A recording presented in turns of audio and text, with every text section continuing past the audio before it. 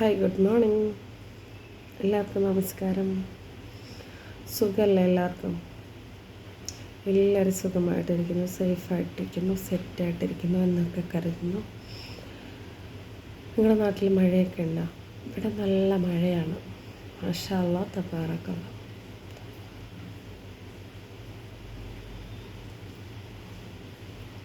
ചില മനുഷ്യന്മാർ എത്ര പറഞ്ഞാലും നന്നാവത്തില്ല അല്ലേ?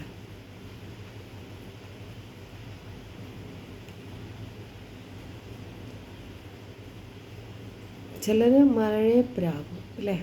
ചിലർ വെയിലിനെ പ്രാകും. എന്തൊരു വെയിലാണ് ദൈവം, എനിക്ക് ഭയങ്കര ചൂടാണ്, എനിക്ക് ജോലി ചെയ്യാൻ പറ്റുന്നില്ല.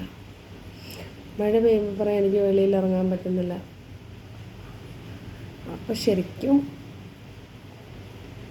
മനുഷ്യൻ ചിലർ കേട്ടോ, ഒരു ചീത്ത സോളാണ് അല്ലേ? ചീത്ത തലച്ചോറാണ്. നമുക്ക് അല്ലാഹു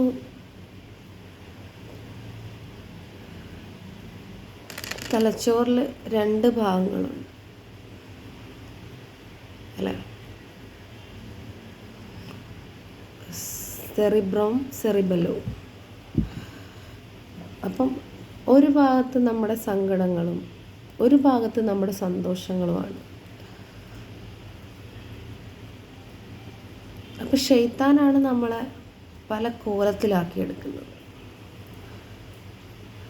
ശൈത്താനാണ് നമ്മളെ കൊണ്ട് പലതും പറയിപ്പിക്കുന്നതും ചെയ്യിപ്പിക്കുന്നതും. ഒരിക്കലും ദൈവം നമ്മളെ ചതിക്കത്തില്ല. മനുഷ്യരെ ചതിക്കും, ദൈവം ചതിക്കില്ല. കാര്യം ഈ ദുനിയാവിലെ എല്ലാ സൃഷ്ടാവും ദൈവത്തിൻ്റെയാണ്. ഒരു പൂച്ച പോയിട്ടൊരു കൊതുക്, ഒരു ഇല എന്തുമാകട്ടെ, ഈ പ്രപഞ്ചത്തിലും ഈ ഭൂമിയിലും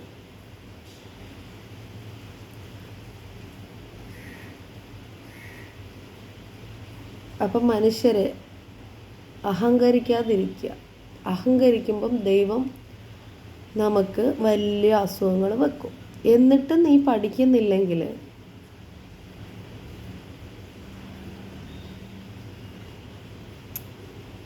പിശാച് നിന്നെ വെന്റിലേറ്ററിലാക്കും. മനസ്സിലായോ?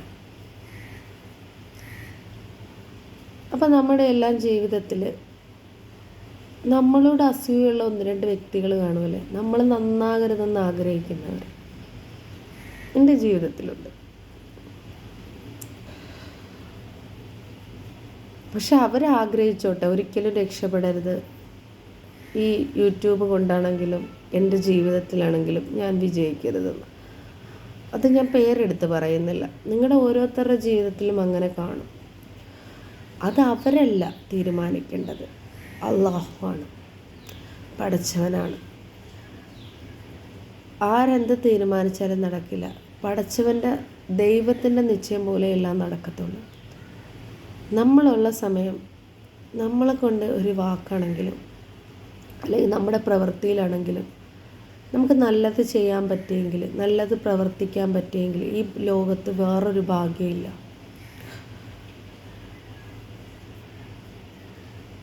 എല്ലാവർക്കും പടച്ചവൻ നല്ലത് ചെയ്യാനും നല്ലത് പ്രവർത്തിക്കാനുമുള്ള അനുഗ്രഹവും ഭാഗ്യവും ഉണ്ടാകട്ടെ എന്ന് ആത്മാർത്ഥമായിട്ട് പ്രാർത്ഥിക്കുകയാണ്, ദുആ ചെയ്യാണ്.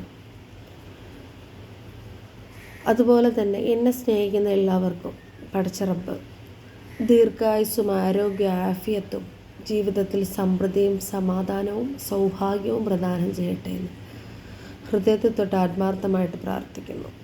കാര്യം എല്ലാവർക്കും എന്നെ അങ്ങനെ സ്നേഹിക്കാൻ കഴിയില്ല.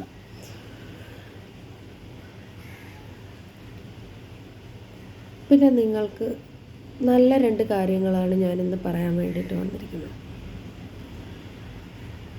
എപ്പോഴും നമ്മൾ പല്ലമക്കി തേക്കുക, പല്ലെപ്പോഴും വൃത്തിയായിട്ടിരിക്കുക.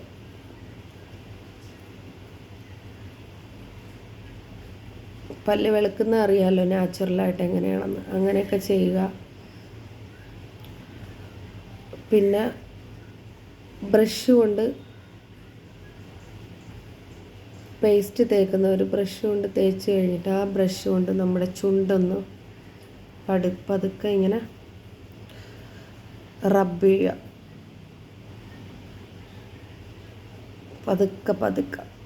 പതുക്കെ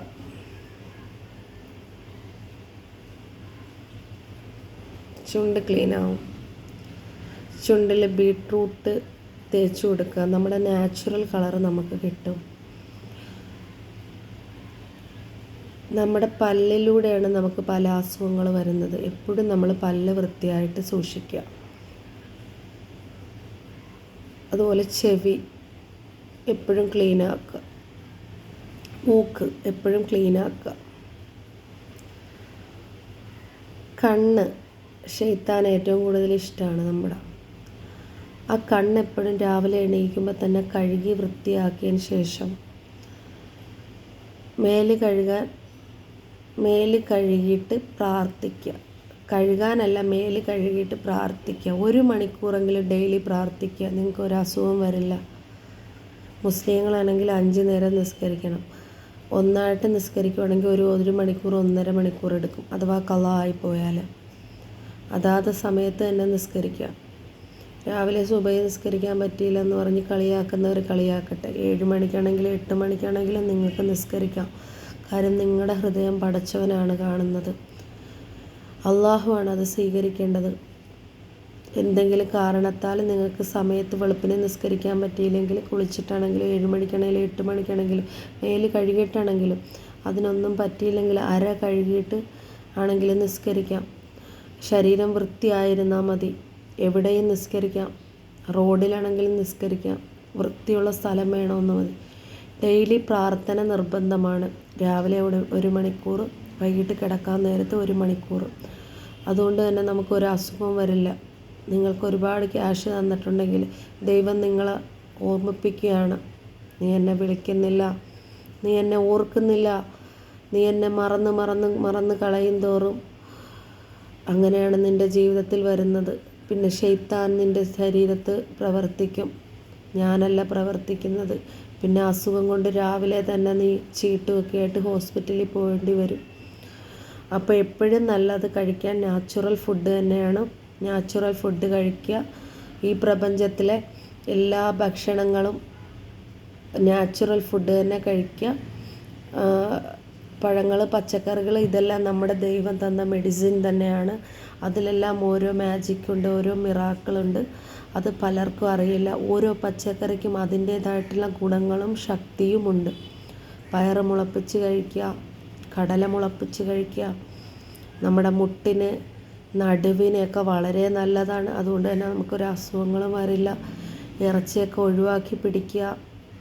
ഇറച്ചികൾ കഴിക്കുകയാണെങ്കിൽ കാട, ഒട്ടകം, താറാവ് ഇത് 3ഉം കഴിക്കുക. വേറുള്ള ഇറച്ചികളെല്ലാം കൊഴുപ്പുകളാണ്.